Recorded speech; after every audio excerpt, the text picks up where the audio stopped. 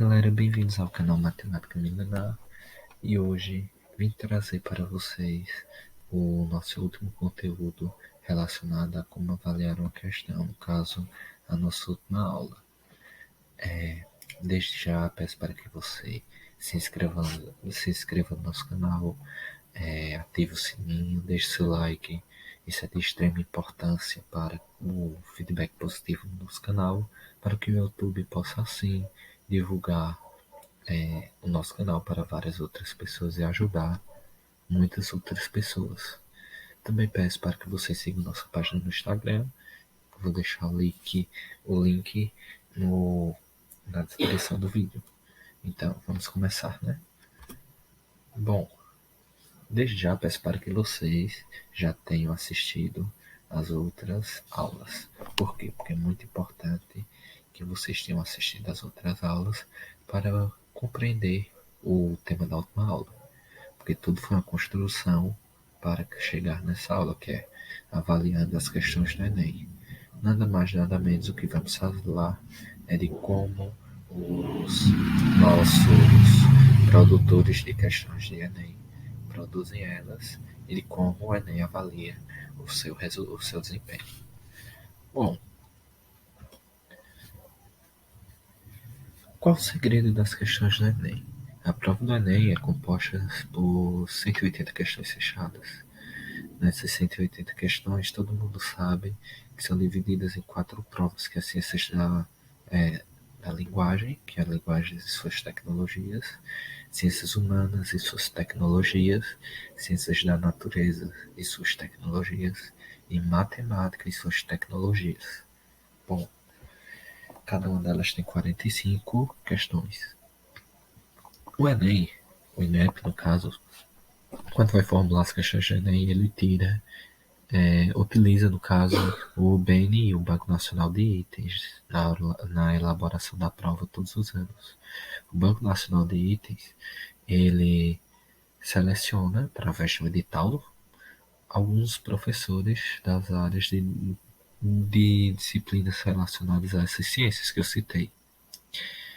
Ele lança um guia de elaboração de itens e também de revisões deles, para que os itens possam sair da melhor forma possível para a realização das provas externas de suas escolas e também do Enem, e de algumas provas que o governo também coloca.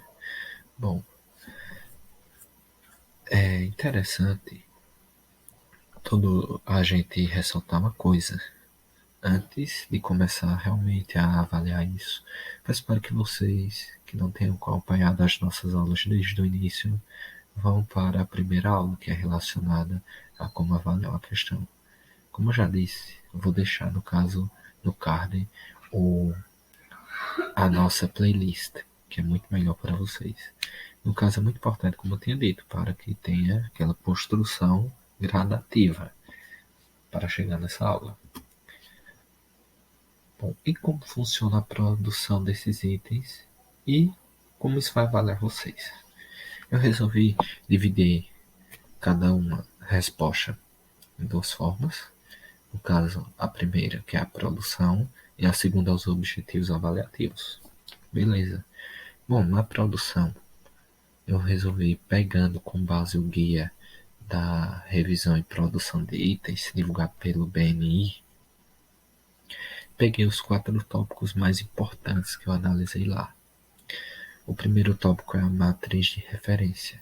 A matriz de referência nada mais é do que o que você aprendeu durante seu ensino médio, que sejam nas disciplinas que sejam conteúdos que tenham sido trabalhados com base na BNCC.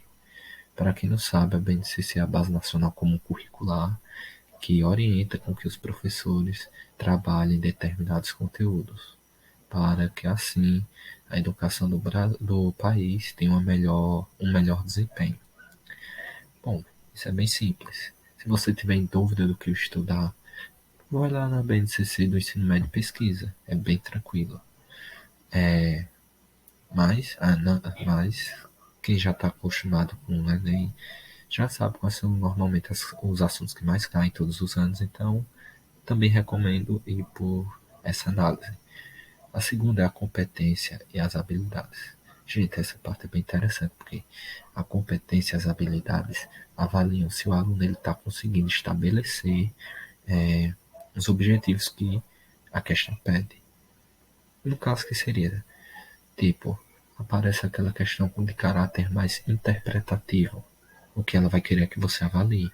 Vai aparecer aquela questão que necessita que você interprete ela, mas o que ela vai realmente pedir é que você compare as informações, por exemplo, de um texto 1 apresentado e de um texto 2. E por aí vai. Aí, nesse caso, é o que a gente tem trabalhado na nossa segunda aula, que é a questão de você compreender o problema, que foi a metodologia de George Polya para resolver questões e problemas. O terceiro tópico, que é bem importante, é o item. O item é a unidade básica da questão, de uma prova ou de um questionário. Bom, ele é um dos instrumentos mais importantes, porque é através do item em que você, em que será possível fazer uma avaliação sua. Tudo bem que a redação ela não é um item, mas a redação por si só ela não é capaz de avaliar se o aluno ele tem um bom desempenho em outras áreas disciplinares. E o item faz essa parte. A quarta é a situação problema, que é um desafio apresentado no item que reporta ao participante do teste a um contexto reflexivo que instiga a tomar uma decisão e requer um trabalho intelectual. Bom, o que isso quer dizer? Quer dizer que nessa parte, o item, a situação problema, vai ser apresentado um problema, como diz, ou uma situação, em que, dependendo da área, isso vai me fazer ter um trabalho reflexivo, seja em português com interpretação, ou em ciências humanas com aquela questão de relações sociais, filosofia, história, essas coisas. A tomada de decisões é muito relacionada a quando você vai marcar alternativa. E requerer um trabalho intelectual é literalmente o que você está desenvolvendo, é mostrar o seu nível de conhecimento intelectual nessa prova do Enem ou de qualquer outro vestibular. Bom, o próximo são os objetivos avaliativos, que isso é muito importante quando pesamos na parte de onde isso me avalia. O primeiro objetivo avaliativo é o enunciado. Constitui uma ou mais orações que não apresentam, no caso, o resultado que eles querem, o que eles querem que você tome a decisão da situação problema, no enunciado. Se ele vai meio que lhe dar o comando do que ele quer. Se ele quer que você, ele vai dizer, no caso de forma indireta, que ele quer uma coisa ou outra. Isso é bem simples. A alternativa são as possibilidades que vocês têm de responder na prova do Enem. Normalmente são 5 alternativas.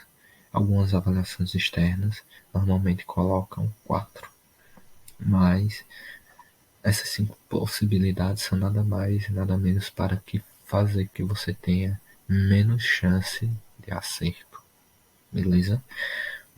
Os distratores são aquilo que indicam as alternativas incorretas. Indicam, no caso, as alternativas incorretas, que vão atrapalhar a sua resolução da situação problema e do que foi colocado no enunciado. Além que esses distratores, eles aparentemente estão certos, mas não para aquilo que foi colocado no enunciado. E eu vou explicar isso melhor agora nessa parte que fala de pontuação. A pontuação é baseada nas questões que o participante acertou, tendo como base o TRI.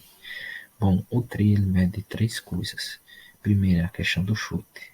O chute ele é medido através do caráter chamado da resposta que você colocou. Se você colocou uma resposta totalmente errada, que não era um distrator, normalmente o Enem coloca sempre 2 distratores e a questão correta. Bom, Se você cair nessas outras duas questões que não são distratores e errar, o TRI vai considerar como se você errou totalmente. Mas se você colocou no distrator, ele vai atribuir uma determinada pontuação para você, porque ele considerou que você efetuou o trabalho, mas não o trabalho pedido. Mostrou que você tem conhecimento, mas não conseguiu interpretar direito o que o enunciado pediu. E dependendo da forma que você, no caso da resposta errada que você caiu no distrator, eles têm umas que têm peso maior e outras menor. A segunda parte é a questão das áreas. Por exemplo, todo mundo sabe que matemática e suas tecnologias têm um peso maior, as questões têm peso maior do que linguagens e suas tecnologias, por conta que eles consideram que a prova de linguagens é mais simples do que a de matemática. Então, cada acerto na de matemática tem maior peso que a de linguagens, por conta que em matemática você é necessário ter um raciocínio melhor do que em linguagens. E o último é a questão de divisões de respostas fáceis e respostas difíceis. Se você acertar mais questões difíceis do que fáceis, obviamente eles vão levar em consideração que você chutou aquela questão, mesmo que você tenha desenvolvido todo o processo.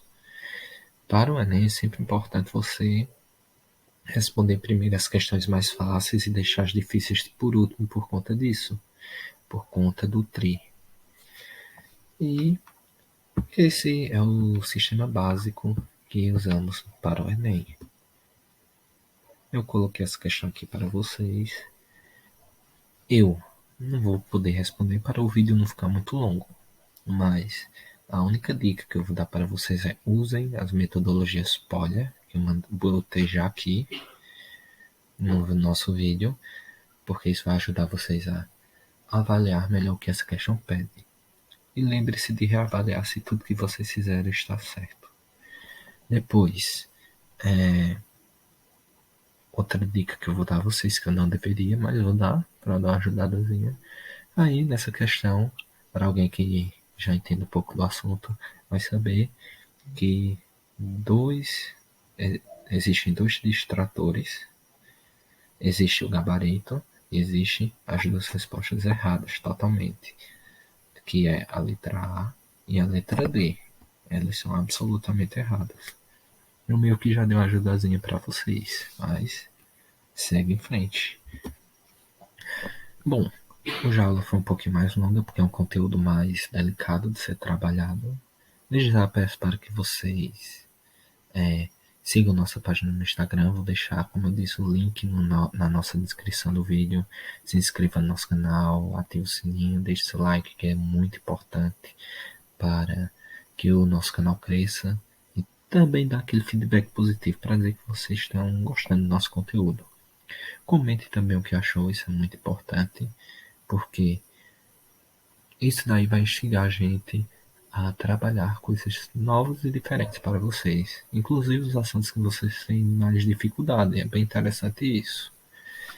Bom, sem mais enrolação, vou me despedir com vocês. Falou, tamo junto e até a próxima, pessoal. Fala, galera.